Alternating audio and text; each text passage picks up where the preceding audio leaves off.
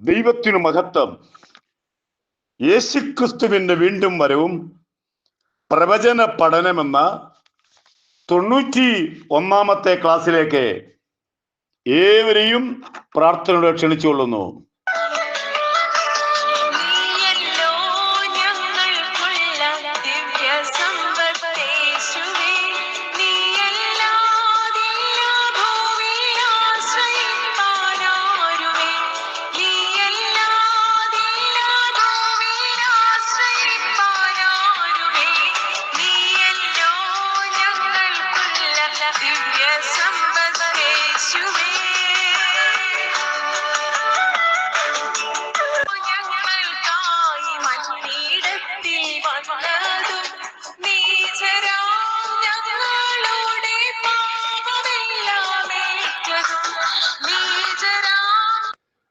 ഈ ദിവസങ്ങളിൽ ക്ലാസ് എടുക്കുന്നത് ദൈവരാജ്യവും സ്വർഗരാജ്യവും.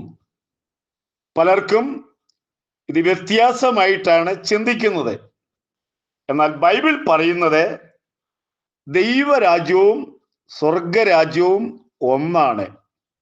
അതിനുള്ള ചില തെളിവുകൾ ഞാൻ ഹാജരാക്കാൻ താല്പര്യപ്പെടുന്നു. മത്തായി സുവിശേഷത്തിൽ സ്വർഗരാജ്യം എന്നാണ് പറഞ്ഞിരിക്കുന്നത്. മത്തായി സുവിശേഷം 3:1 സ്വർഗരാജ്യം സമീപിച്ചിരിക്കയാൽ മാനസാന്തരപ്പെടുവീൻ എന്നാണ് നമ്മുടെ കർത്താവ് പറഞ്ഞിരിക്കുന്നത്. ഇനി മർക്കോസിന്റെ സുവിശേഷത്തിലേക്ക് വരുമ്പോൾ അതേ വാക്ക് തന്നെ പറയുമ്പോൾ അവിടെ സ്വർഗരാജ്യം മാറ്റിയിട്ട് മർക്കോസ് 1:15 ദൈവരാജ്യം സമീപിച്ചിരിക്കയാൽ മാനസാന്തരപ്പെടുവീൻ. ഇനിയും നമ്മൾ ലൂക്കോസിന് സുവിശേഷം 10:9 വായിക്കുമ്പോൾ അവിടെ പറഞ്ഞിരിക്കുന്നതും ദൈവരാജ്യം സമീപിച്ചിരിക്കുന്നു എന്ന് അവരോട് പറവീൻ. മത്തായി സുവിശേഷത്തിൽ സ്വർഗരാജ്യം എന്ന് പറയുന്ന അതേ കാര്യം തന്നെയാണ് മർക്കോസിലും ലൂക്കോസിലും ദൈവരാജ്യം സമീപിച്ചിരിക്കുന്നു എന്ന് പറഞ്ഞിരിക്കുന്നത്. 12 ശിഷ്യന്മാരെ അയക്കുന്നു. മത്തായി സുവിശേഷം 10:7 അവിടെ പറയുന്നത് സ്വർഗരാജ്യം സമീപിച്ചിരിക്കുമ്പോൾ തന്നെ സ്വർഗരാജ്യം ഘോഷിപ്പീൻ എന്നാണ് പറഞ്ഞിരിക്കുന്നത്. ലൂക്കോസിന് സുവിശേഷം 9 അതിന് 1 മുതൽ വായിച്ചു വരുമ്പോൾ ദൈവരാജ്യം പ്രസംഗിപ്പാനും രോഗികളെ സൗഖ്യം വരുത്തുവാനും അവരെ അയച്ചു. ലൂക്കോസ് 10:1 അനന്തരം കർത്താവ് വേറെ 70 പേരെ നിയമിച്ചു. ലൂക്കോസ് 10:9 അവിടെ പറഞ്ഞിരിക്കുന്നതും ദൈവരാജ്യം നിങ്ങൾക്ക് സമീപിച്ചിരിക്കുന്നു എന്ന് പറവീൻ.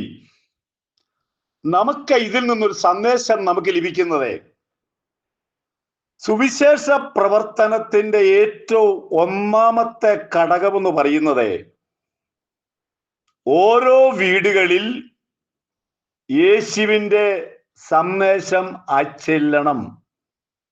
യേശുവിൻ്റെ സന്ദേശം അവിടെ ചെല്ലണം. എന്നാൽ മാത്രമേ കർത്താവിനെ പറ്റിയും സ്വർഗരാജ്യത്തെ പറ്റിയും ജനങ്ങൾക്ക് അറിവുണ്ടാകാൻ സാധിക്കുകയുള്ളൂ. കാരണം പാപിയുടെ വീട്ടിലാണ് ചെല്ലുന്നത്. അവനോട് യേശുവിനെ പറ്റി പറഞ്ഞാൽ ഇന്നല്ലെങ്കിൽ നാളെ ആ വിത്ത് കിളർക്കും. ഇന്ന് വലിയ ക്രൂസൈഡുകളൊക്കെ കോടികൾ മുടക്കി നടക്കുന്നുണ്ട്. അവിടെ എത്ര പാപികൾ യേശുവിനെ അറിയുന്നു? ഭീമമായൊരു തുക അതിനുവേണ്ടി ചെലവഴിക്കുന്നു. എത്ര പേർ യേശുവിനെ അറിയുന്നു?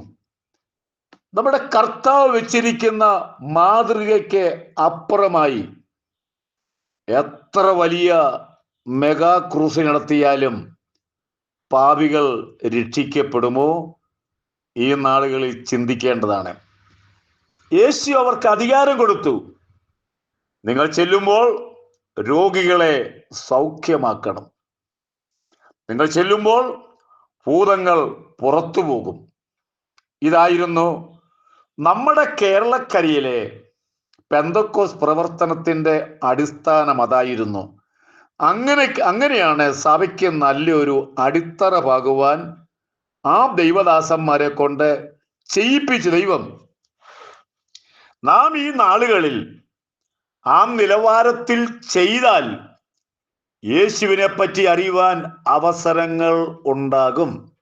ഇന്നത്തെ പരസ്യയോഗം നല്ല കാര്യമാണ്. വഴിയെ പോകുന്നവൻ, അവിടെ ആയിരിക്കുന്നവരൊക്കെ യേശുവിനെ പറ്റി അറിയുവാൻ നല്ലൊരു അവസരമാണ്. ഈ അവസരങ്ങൾ നമ്മൾ നഷ്ടപ്പെടുത്തരുത് എന്നുള്ള കാര്യം ഓർപ്പിച്ചുകൊള്ളുന്നു.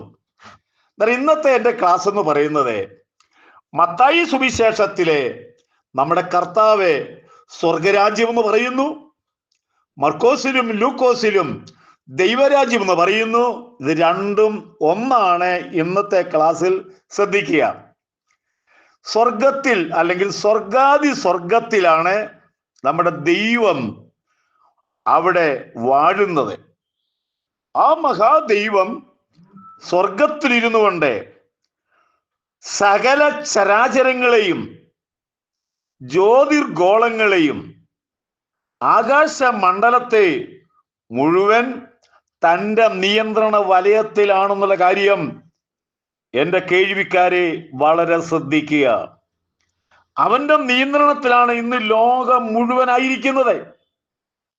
അവനാണ് ഇതിൻ്റെ മുഴുവനും അധികാരമുള്ളവൻ എന്നുള്ള കാര്യം നമ്മൾ ശ്രദ്ധിക്കേണ്ടതാണ്. മത്തായി 13:47 പിന്നെയും സ്വർഗരാജ്യം കടലിൽ ഇടുന്നതും എല്ലാ വക മീനും പിടിക്കുന്നതുമായ വലയോട് സാദൃശ്യം എന്ന് പറഞ്ഞാൽ, നമ്മൾ മീൻ പിടിക്കുന്ന ആ തൊഴിലാളികളെ ശ്രദ്ധിക്കൂ. അതുപോലെ നമ്മളും മനുഷ്യരെ ദൈവസന്നിധാനത്തിൽ കൊണ്ടുവരുന്ന ഒരു സാദൃശ്യമാണ് പറഞ്ഞിരിക്കുന്നത്. വല നിറഞ്ഞപ്പോൾ അവർ അത് വലിച്ച് കരയ്ക്ക് കയറ്റി. വല നിറഞ്ഞപ്പോഴാണ് കരയ്ക്ക് കയറ്റിയത്. അവരവിടെ ഇരുന്നു കൊണ്ട് നല്ലത് പാത്രങ്ങളിൽ കൂട്ടിവെച്ചു, ചീത്ത എറിഞ്ഞു കളഞ്ഞു എന്ന് പറഞ്ഞാൽ അത് നല്ലൊരു സാദൃശ്യമാണ് പറഞ്ഞിരിക്കുന്നത്. സ്വർഗരാജ്യം മത്സ്യങ്ങളെ പിടിക്കുന്ന ഒരു വീശുന്ന ഒരു വലവീശുകാരനെ പറ്റി പറയുന്നു. അദ്ദേഹം നല്ലത് തെരഞ്ഞെടുക്കുന്നു എന്നതുപോലെ നാം വീശുമ്പോൾ ആവശ്യമുള്ളതും കിട്ടും, ആവശ്യമില്ലാത്തതും കിട്ടും.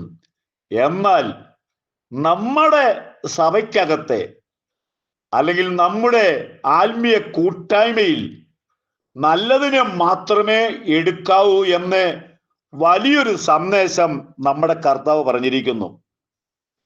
മത്തായി 13:45 വായിക്കുമ്പോഴേ സ്വർഗരാജ്യം നല്ല മുത്ത് അന്വേഷിക്കുന്ന ഒരു വ്യാപാരിയോട് സദൃശ്യമാകുന്നു എന്ന് പറഞ്ഞാൽ, നമ്മൾ വിലപിടിപ്പുള്ള ആത്മാവിനെ അന്വേഷിച്ച് നടക്കുന്നവരായിരിക്കണം.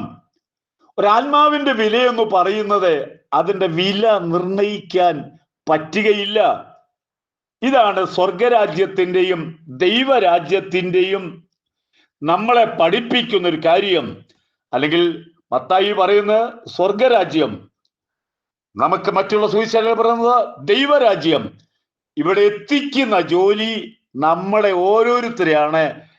പ്രധാനമായ ഒരു കാര്യം വരുന്നു, നല്ലതിനെ മാത്രമേ എടുക്കാവൂ. അടുത്ത പറയുന്നത് വിലയുള്ള മുത്തിനെ മാത്രമേ എടുക്കാവൂ. എൻ്റെ സന്ദേശം കേൾക്കുന്ന എല്ലാ പ്രിയപ്പെട്ടവരെയും നമ്മുടെ കർത്താവ് അനുഗ്രഹിക്കട്ടെ. എൻ്റെ സന്ദേശത്തിന്റെ ഏറ്റവും പ്രധാനമായ കാര്യം, ദൈവമക്കൾ ഒന്നുകൂടെ വിശുദ്ധരായി ജീവിക്കുക. 2, ലോകജനം യേശുവിനെ അറിയുക. നമ്മുടെ കർത്താവിന്റെ വരെ ഏറ്റവും അടുത്തിരിക്കിയാൽ നമുക്കൊരുങ്ങാം. എന്നും പറയുന്നൊരു കാര്യമാണ്, ഭാരതത്തിൽ ഒരു വലിയ ഉണർവുണ്ടാകാൻ പോകുന്നു. നിങ്ങളും ആ പ്രാർത്ഥനയിൽ അംഗമാകൂ. ദൈവം നമ്മെ അനുഗ്രഹിക്കട്ടെ.